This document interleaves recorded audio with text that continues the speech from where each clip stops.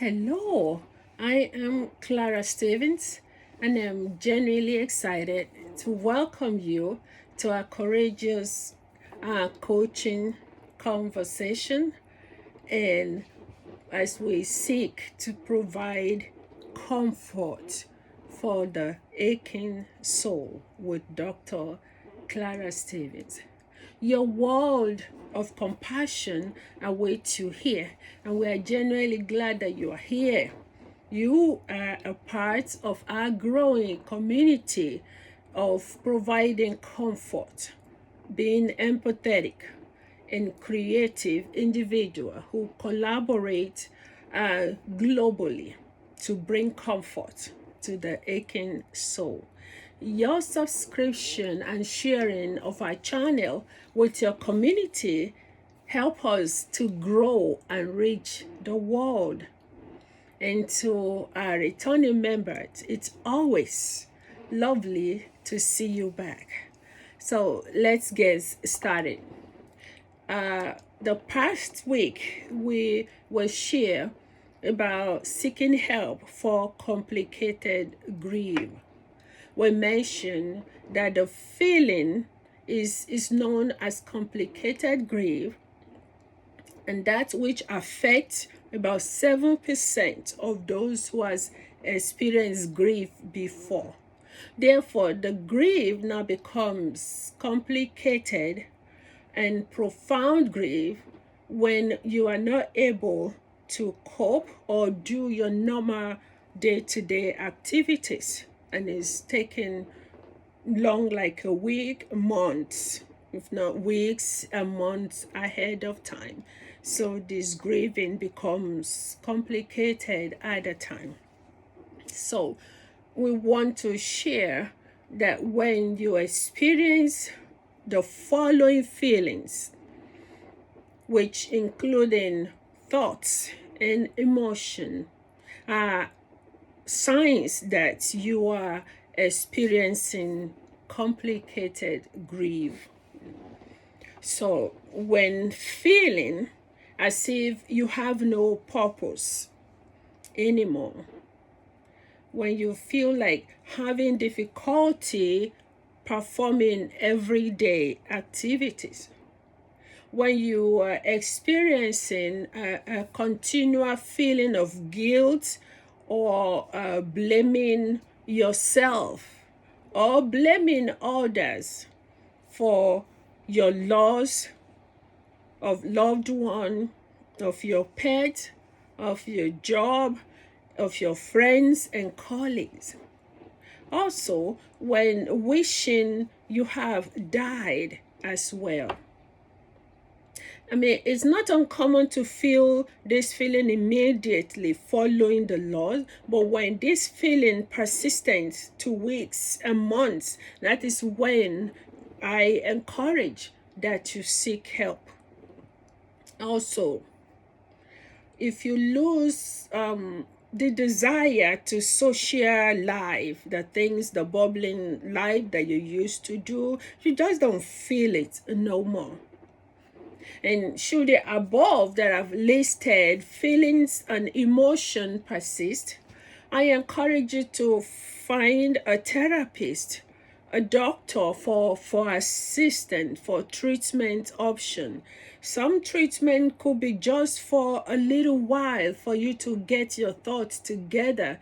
When seeking help does not mean weakness. It means you are alive and know the truth for yourself, that this is not the same you that you used to know. That is when you have to get up and seek help. And according to Sherry Streeter, all of these things imply that you need to find help, you need to reach out to people. So now let's talk about when the following I'm about to share some experiences that explain how people might feel, how people respond to your loss and grief, because they are not the one grieving, they are not the one who have this relationship. They have no idea the depth of the relationship that you have with this grief, or the individual or person or things, or job. They have no idea. So people might react, and it is natural for friends and loved ones to want to be supportive. But Scaglia wrote that too often people underestimate the power of a touch. So when you want to support someone in grieving, does not necessarily mean you have to talk. You don't always have to say anything. Just being present. In chaplain and spiritual care, we call this a ministry of presence, so that the person know that I am not alone. You will be surprised how, when these griever finally get their life back, that they will forget what everybody has said, but they will remember that someone was there for me. Someone was present when I was going through this traumatic time. That is how you know. Although it's not easy, some people don't feel comfortable to be present, but I bet you to try that. Visit a loved one or friend grieving and just sit still with them. And some other describe it as just going down into the deep where they were sitting. Sit with them for a while, and you can come back out, just for them to know that you are there. You cannot fully understand the depth and the extent of their loss, but your presence speaks a volume. It speaks millions of dollars. So when sometimes family and friends, when their responses can be unhelpful, for instance, other people might feel uncomfortable and do not know what to say. So because of that, they stay away. You don't have to stay away. Just be there and be quiet. Just sit still with them for a minute. Others find it challenging to talk about loss or grief by changing the subject or avoiding the subject. All these are normal, natural, but that is why we are bringing these thoughts out to you, to know it's okay for you to talk about the loss. It's okay to visit the one grieving and listen to their word. They can repeat the same thing a million times. Just sit back and give them a listening ear. Your presence is more than enough, just for them to know that they are not alone. Someone, a friend, they will say, was there with me. Expect to feel better. Some of them might even expect you to say, they might say, you ought to feel better by now. It's been months, it's been a week. You should be over it by now. And they will move on before you are ready. So now, not know how to respond in the way that you need. They might not know how to respond in the way that you wish for them to respond. They may say things like, aren't you over it yet? So they want to talk about it too much. Some of them want to bring the past back too much. Some may even shut down or try to cheer you up. They might shut you down and bring another topic. They might try to cheer you up when you want to talk about your loss, because they can't take it. They are not used to listening or take it. They want to cheer you up. They want you to get better. And I was one of these people that just want to. Mine is even not just cheering. quickly I will bring scriptures. I will start quoting scriptures. This individual, they are Christian already. They know the scripture. It is different when you're on the other side of the grief to preaching and giving exhortation.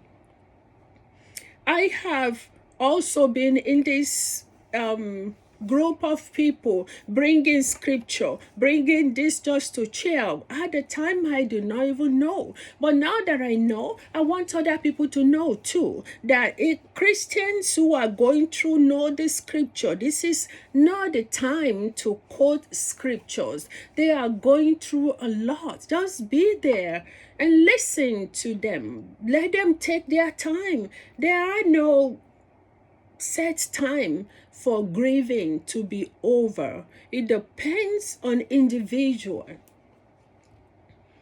So Shonek and explain why people often fail to provide encouragement and support to grievers because people quickly forget.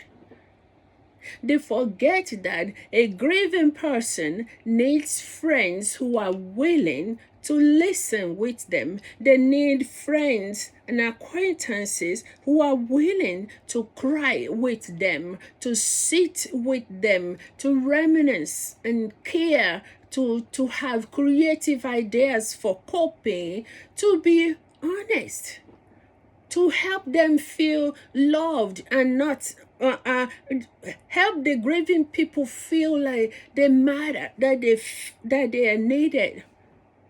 Help them to believe that they will make it through their grief. Often people say, I don't know what to do. How am I going to? Just being there for them, helping them and letting them know. It gets better with time. Take your time. If you need you want to talk, call me. I'm a phone call away. Stop by sometime. Bring grocery for them. Sit with them. Listen. Find out where they are in their grieving. It could take years. As long as you let them know that they are human. It's okay for them to grieve. It's okay for them to take their time. And sometimes they might need a distraction. They might not want to talk about it. At different times, even you may want to talk, the grieving individual may want to share how they feel. And in the past, I've failed in this realm.